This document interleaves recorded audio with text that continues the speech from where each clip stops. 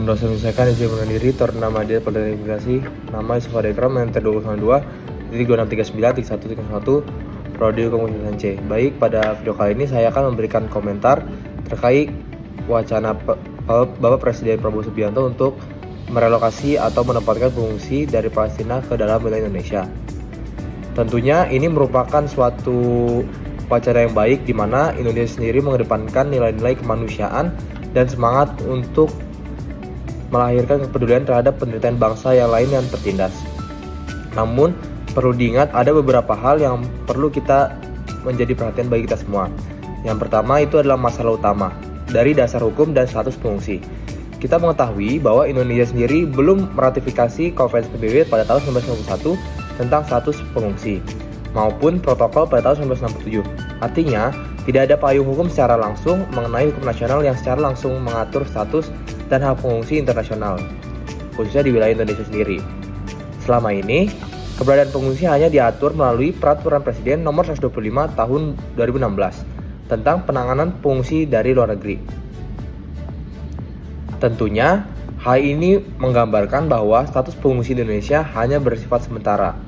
Hal ini diperkuat dengan koordinasi antara Kementerian Luar Negeri, Kementerian Hukum dan HAM, serta UNHCR sebagai lembaga internasional yang berwenang. Selain itu, ada hal lain yang menjadi tantangan, yaitu tantangan administratif dan keamanan. Seperti yang kita tahu bahwa pengungsi dari Palestina sendiri merupakan pengungsi perang, sehingga perlu adanya verifikasi identitas, pemeriksaan dokumen, dan pemantauan status perjalanan. Dalam konteks ini, tentunya ada hambatan dari keterkaitan dokumen mereka, di mana mereka sendiri memungkinkan tidak memiliki dokumen yang sah, sehingga negara sulit memastikan identitas, latar belakang, maupun potensi risiko keamanan dari setiap individu. Jika penanganan administratif tidak dilakukan secara ketat dan transparan, maka adanya potensi penyalahgunaan izin tinggal atau pelanggaran keimigrasian yang bisa terjadi di mana saja. Selanjutnya adalah aspek sosial dan kapasitas penampungan.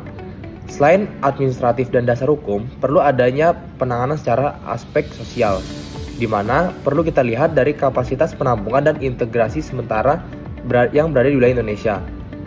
Indonesia menunjukkan bahwa pengungsi yang tinggal lama tanpa adanya kepastian sering menimbulkan masalah baru, yaitu masalah sosial yang berada di masyarakat. Warga sekitar kerap merasakan perubahan sosial yang mendadak, mulai dari penggunaan fasilitas umum hingga kompetisi sumber daya alam. Oleh karena itu, perlu adanya pertimbangan mengenai penempatan pengungsi Palestina yang dirancang secara terukur, baik dari jumlah, lokasi, maupun jangka waktu. Jika hal ini terjadi, maka pemerintah juga harus menyiapkan fasilitas kesehatan, pendidikan, dan dukungan psikologis bagi para pengungsi tersebut. Selanjutnya, diplomasi dan kerjasama internasional. Dari sudut pandang keimigrasian, langkah ini tidak bisa dilakukan secara sepihak, karena Indonesia harus menjalin koordinasi erat dengan UNHCR, IOM, serta pemerintah Palestina dan negara-negara mitra, agar proses kedatangan hingga pemulangan dapat berjalan sesuai dengan standar internasional. Hal ini agar Indonesia tidak menanggung beban sendiri, baik secara finansial maupun diplomatik. Selanjutnya, tantangan ke depan mengenai sistem keimigrasian yang humanis namun tegas. Tantangan utama Indonesia adalah menemukan keseimbangan antara kemanusiaan dan kedaulatan hukum. Di satu sisi, kita ingin menjadi bangsa yang peduli terhadap penderitaan sesama manusia. Namun, di sisi lain, pemerintah harus memastikan bahwa setiap langkah tetap sesuai dengan aturan keimigrasian, keamanan nasional, dan kepentingan publik. Maka dari itu, keimigrasian Indonesia perlu memperkuat sistem verifikasi, memperbarui prosedur penanganan pengungsi, dan membangun mekanisme lintas kementerian yang lebih tangguh dan fleksibel terhadap situasi krisis internasional seperti ini. Maka dari itu, jika wacana ini benar-benar dijalankan, maka Indonesia harus menjalankan diplomasi kemanusiaan dengan prinsip penegakan hukum dan kedaulatan yang terjaga. Mungkin sekian yang dapat saya sampaikan, kurang lebihnya mohon maaf. Wassalamualaikum warahmatullahi wabarakatuh.